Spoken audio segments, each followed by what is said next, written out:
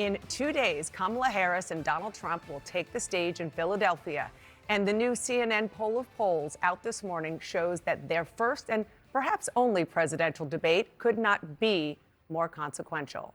The race between Harris and Trump is neck and neck with no clear leader. And while a new poll shows Harris outpacing Trump with women, younger people, and Black and Latino likely voters, Trump maintains strong support among men and older likely voters. Harris is already in Pennsylvania in formal debate prep, facing off against a stand-in playing Trump, while Trump's preparations are, as always, more informal. His advisors hope he will stay on message against Harris, who may try to needle him, but Harris also will look to answer voters' questions about her policies. Here with me now is someone who has debated Kamala Harris on stage, 2020 presidential candidate for the Democratic primary back then, Pete Buttigieg. Thank you so much for being here. So there is a new New York Times poll out this morning, and it says 28% of likely voters said they still need to learn more about Harris. Only 9% say that about Trump. What does she need to do at the debate to fill in those blanks? Well, I think the main task will be to make sure Americans understand the difference in visions and are reminded that they already agree with her on the issues that matter most to them. But that's going to be challenging. I competed with her for the Democratic nomination, and I had the honor of being involved in her debate preparations against Mike Pence. She is a very focused and disciplined leader, but it will take almost superhuman focus and discipline to deal with Donald Trump in a debate. It's no ordinary proposition. Not because Donald Trump is a master of explaining policy ideas and how they're going to make people better off. It's because he's a master of taking any form or format that is on television and turning it into a show that is all about him. But the less we're talking about him and the more we're talking about you, the better it's going to be for the vice president, because she has laid out an agenda.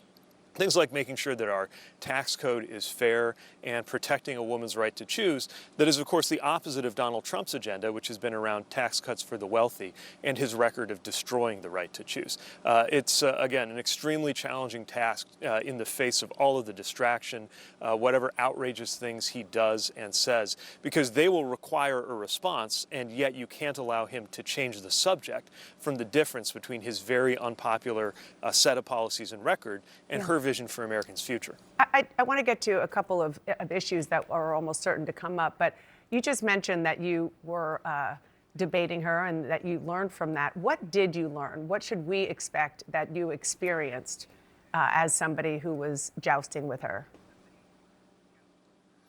Well, I think about intellect and focus. She's somebody who is extremely smart about getting to the core of an issue. That's what made her so effective as a DA, as a prosecutor, then as Attorney General, and of course as Vice President. And one of the things I remember from those debate preparations when I was involved supporting her team 4 years ago was anytime some issue area or topic came up, we were kicking around statistics, ideas, arguments.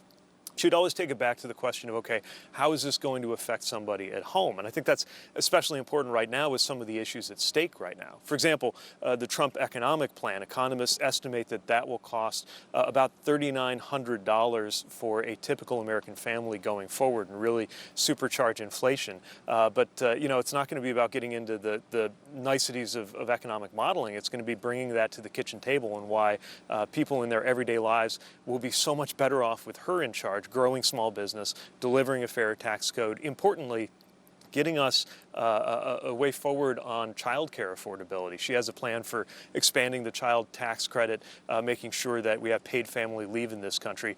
Two things we would have right now if Republicans weren't blocking them. And as we saw when Donald Trump was asked about child care the other day, it wasn't clear whether he even understood the question.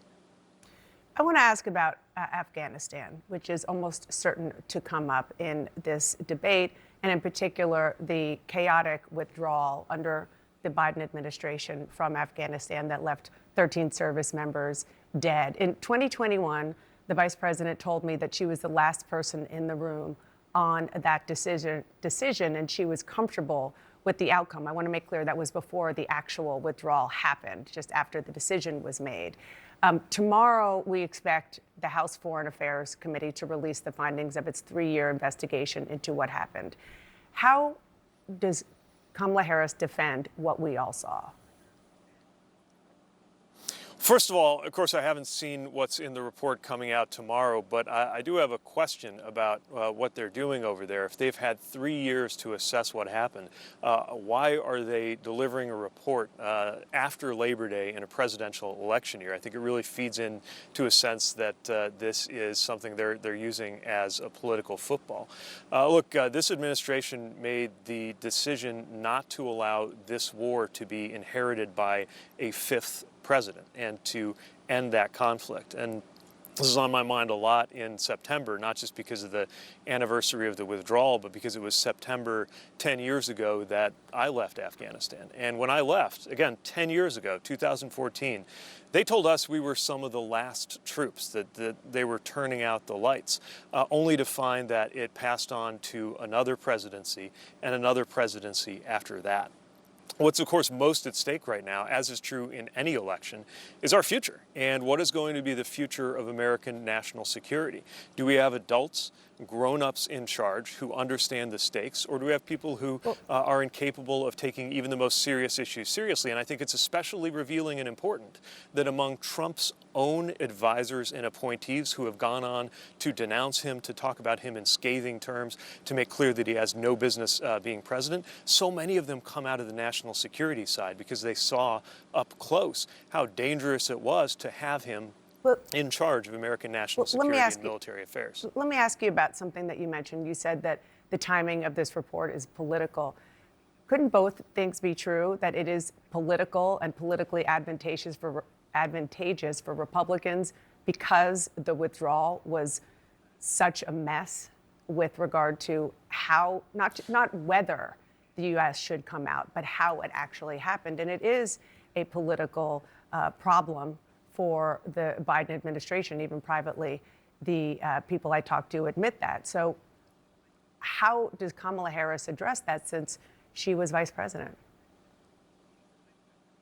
Well, I think however you view the things that are going to emerge in the report, what's clear is that this, America's longest war, needed to be brought to an end. And the question at stake in every presidential election is what's going to happen next. She is clear about the need to make sure that a place like Afghanistan never again becomes a haven for attacks on the homeland. That's a counterterrorism policy and posture that is different from an open-ended presence over there. But also, with all of the threats that America faces, whether it's making sure that Afghanistan is never again base for an attack on the homeland, whether it's what's going on in the Middle East, whether it's what's happening with China, whether it's the latest evidence of Russian interference in our own affairs, or any number of other issues, we need to make sure that the next president of the United States is somebody who is equipped to handle that with a view toward what is best for the American people and what is best for America's troops, not somebody who is obsessed with what is best for him.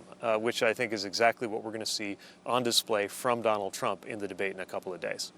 Pete Buttigieg, thank you so much. Really appreciate you coming on this morning. Same here. Thanks very much.